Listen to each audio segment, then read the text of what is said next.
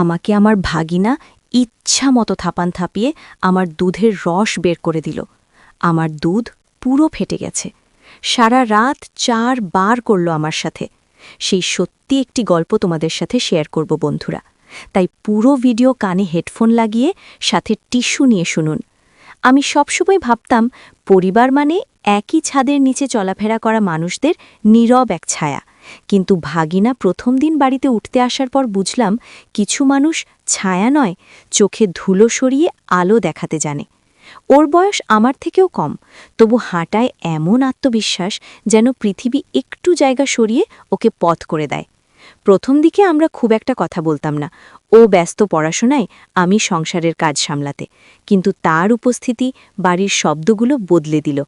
আমি বুঝতে পারলাম কিছু সম্পর্ক রক্তের বাঁধনে না থেকেও আপন হয়ে ওঠে শুধু যত্নের আভাস পেলেই।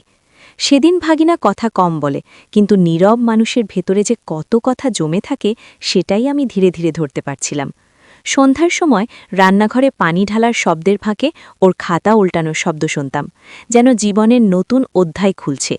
মাঝে মাঝে আমি ওকে চা দিতাম। সেই চায়ের কাপ ধরার সময় ওর হাতের কাঁপুনি আমাকে অবাক করত। বোধহয় লাজ, বোধহয় সম্মান, আমি জানি না কেন, কিন্তু ওর এই শান্ত স্বভাব আমার মনের কোলাহ কমিয়ে দিত। আমার নিজের জীবনের ঝড়গুলো হঠাৎ শান্ত হয়ে যেত। তখনই ভাবতাম এই ছেলে আমার জীবনে কী ভূমিকা নিতে এসেছে। একদিন বিকেলে হঠাৎ মাথা ঘুরে পড়ে যাচ্ছিলাম। ভাগিনা দূর থেকে দৌড়ে এসে আমাকে ধরে ফেল। আমার মাথা ধরে জিজ্ঞেস করল, আপু ঠিক আছেন তো? সেই মুহূর্তে তার কণ্ঠের উদ্বেগে বুঝলাম আমার প্রতি দায়িত্ববোধ ওর মনে আস্তে আস্তে গড়ে উঠছে। আমি বিছানায় শোয়া অবস্থায় ওর মুখের দিকে তাকিয়ে ভাবলাম এতদিন ওকে শুধু ছোট মনে করেছি, কিন্তু তার ভেতরে যে এত পরিণত এক মানুষ লুকিয়ে আছে সেটা আমার জানা ছিল না। পৃথিবী মাঝে মাঝে এইভাবেই চমকে দেয়, অচেনা মানুষকে আপন করে আর জানা মানুষকে নতুন করে পরিচয় করিয়ে দেয়। সন্ধ্যায় বাসার বিদ্যুৎ চলে গেলে আমরা বারান্দার পাশে বসতাম। অন্ধকারের ভেতর মানুষ নিজের সত্যিটা বেশি বলতে পারে। হয়তো এর কারণেই ভাগিনা সেদিন প্রথম আমাকে তার স্বপ্নের কথা বলল সে নিজে নিজের সব সামলাতে চায়, পরিবারকে উঠিয়ে আনতে চায়। আমি নীরবে শুনছিলাম। আমার মনে হলো এই ছেলেটা শুধু নিজের জীবনেরই নয়, আমার জীবনেও এক আলোক বিন্দুর মতো জায়গা করে নিচ্ছে। তার লক্ষ্য, তার স্থিরতা, আমি জানতাম এগুলো একদিন তাকে উঁচুতে তুলবে, আর আমি সেই পথচলার পাশে থাকা একজন নিঃশব্দ সাক্ষী হব। একদিন আমাদের কথা বলতে দেখে বাড়ির কেউ কেউ ভুল ধারণা করে ফেলে। শুনে আমি কেঁদে ফেলেছিলাম, কারণ সম্পর্কটা ছিল শুধুই ভরসার, একে অপরের পাশে দাঁড়ানোর সম্পর্ক। ভাগিনা সেদিন মাথা নিচু করে দাঁড়িয়েছিল, বলল, আপু আমি জানি আপনি কষ্ট পেয়েছেন, কিন্তু কেউ কিছু বললে আপনি আমাকে দোষ দেবেন না। আমি থমকে গেলাম। এত ছোট বয়সে এমন দায়িত্বশীল কথা বিরল। আমি ওকে বললাম, তোর ওপর আমার বিশ্বাস আছে। মানুষের কথা কুয়াশার মতো, সকালের আলো এলেই মিলিয়ে যায়। সেই রাতে প্রথম বুঝেছিলাম ভরসা মানে শুধু বলা নয়, অনুভব করা। ভাগিনা পড়াশোনা, চাকরি আর পরিবারের প্রত্যাশার মাঝে এক ধরনের অদৃশ্য চাপের মধ্যে ছিল। আমি দূর থেকে তা টের পেতাম।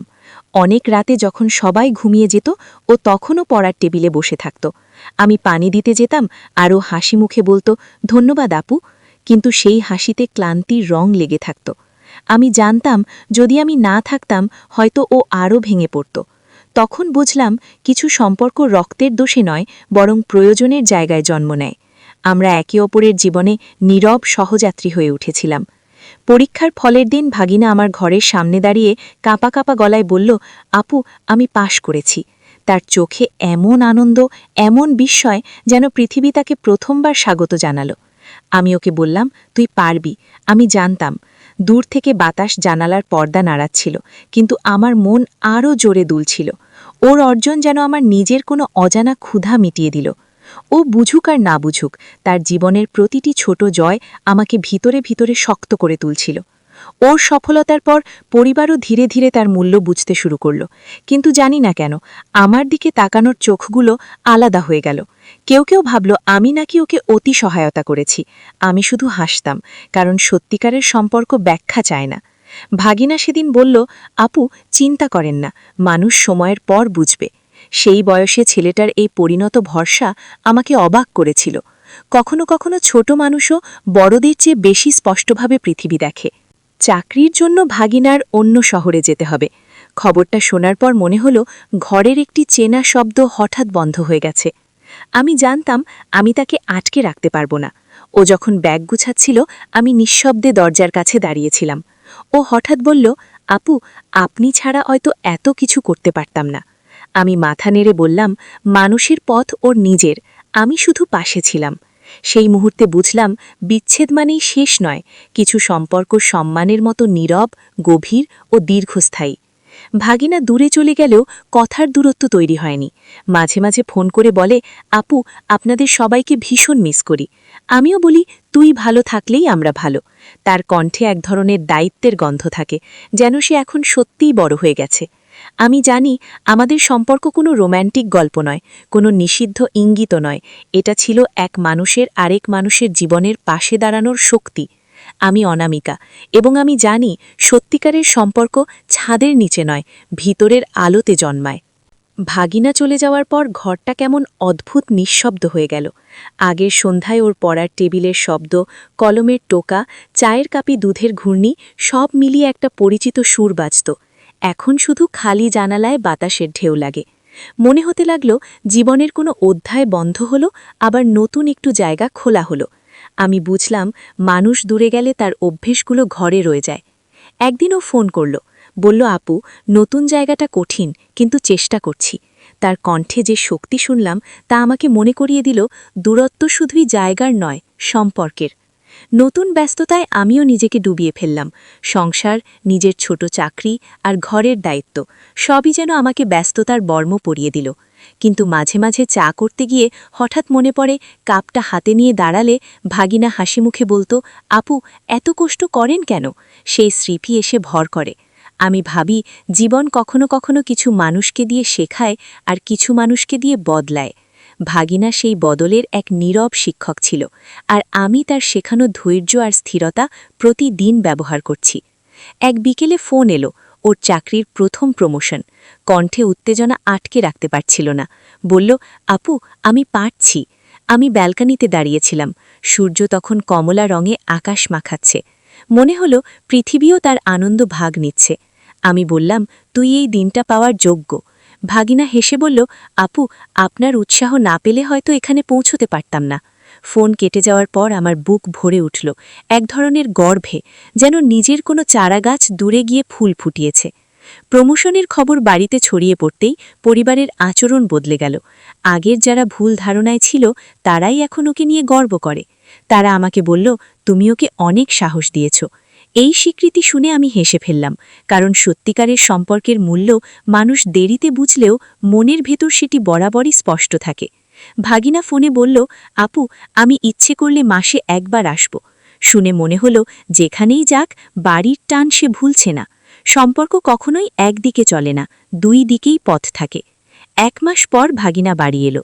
সন্ধ্যায় আমরা বারান্দায় বসে চা খেলাম, যে বারান্দায় একসময় অন্ধকারে আমাদের প্রথম কথা বলা শুরু হয়েছিল। এবার আলোয় বসে ভাবলাম সময় কেমন করে মানুষকে বদলে দেয়। ভাগিনা আরও পরিণত, আরও নিশ্চিত। ও আমাকে বলল, আপু, দূরে গিয়ে বুঝেছি আপনার মতো মানুষ পাশে পাওয়া ভাগ্যের ব্যাপার। তার কথায় আমি একটু চুপ করে থাকলাম, কারণ অনুভূতির জায়গাগুলো কখনো কখনো শব্দের চেয়ে বেশি নীরবতায় স্পষ্ট হয়। ও ফিরে যাওয়ার পর আমাকে প্রতি সপ্তাহে শহরের গল্প বলে। রাস্তাঘাট, নতুন সহকর্মী, কাজের চাপ। তার বর্ণনা শুনে মনে হয় যেন সেই অচেনা শহরকে আমিও কিছুটা চিনে ফেলেছি। একদিন বলল, আপু, এখানে একা লাগে, কিন্তু আপনার কথা মনে করলে সাহস পাই। শুনে বুঝলাম মানুষ যত দূরেই যাক, হৃদয়ে যদি কারো জায়গা থাকে সেই জায়গা বদলায় না। আমরা পরস্পরের প্রতি সেই নীরব আস্থা রেখেই দিন পার করছি, শুধু দূরত্বের মধ্যে। ভাগিনার উৎসাহে আমিও নিজের ছোট ব্যবসা শুরু করলাম, অনলাইন হস্তশিল্প বিক্রি।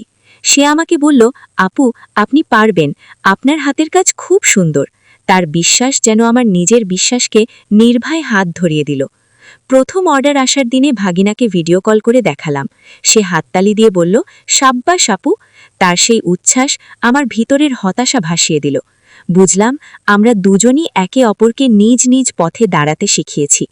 একদিন পরিবারের বড়রা বসে আমাকে বললেন, তোমরা দুজন একে অন্যকে খুব সম্মান করো, এটা ভালো লাগে। শুনে মনে হলো অনেক দিনের ভুল বোঝাবুঝির ভাঙা ইটগুলো যেন সরিয়ে নতুন মেঝে তৈরি হলো। আমি বুঝলাম সত্যিকারের সম্পর্ক লুকানোর দরকার হয় না, সময় নিজেই সত্যকে চেনায়। ভাগিনাও খুশি হলো। সে বলল, আপু, আমরা তো পরিবারের মানুষ, মানুষকে বোঝাতে সময় লাগতেই পারে। এই কথাটি সবকিছুর সবচেয়ে সুন্দর সমাপ্তি ছিল। চাকরির আরও ভালো সুযোগ পেয়ে ভাগিনাকে বিদেশ যেতে হবে। সে বলল, আপু, আপনি না বললে আমি যাচ্ছি না। আমি ওকে বললাম, তোর পথ থেমে থাকা ঠিক না, তুই উড়বি আর আমরা দেখব, এটাই তো সম্পর্কের শক্তি। ওর চোখে কৃতজ্ঞতার আভা ছিল। সে বলল, আপু, আপনি সবসময় আমার পাশে ছিলেন। আমি মাথা নেড়ে বললাম, কারো পাশে দাঁড়ানো কখনোই ছোট কাজ না, সেই দাঁড়ানোই মানুষের ভিতর আলো জ্বলায়। ভাগিনা বিদেশ চলে যাওয়ার আগে বাড়ির ছাদে দাঁড়িয়ে বলল, আপু, আপনার দেওয়া সাহস আমি কখনো ভুলব না। বিমানের শব্দ দূরে মিলিয়ে গেলে আমি